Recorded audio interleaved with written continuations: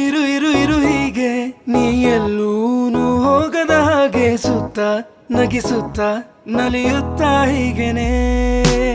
ಬದುಕಿನ ಗತಿಯಲ್ಲಿ ತಿರುವೊಂದು ನಾ ಕಂಡಿರುವಾಗ ಇದ್ದು ಎದುರಿದ್ದು ಹಗ್ ಮಾಡು ಸುಮ್ಮನೆ ಮತ್ತೆ ಆಗಿರುವೆ ಮುಖಾಮುಖಿ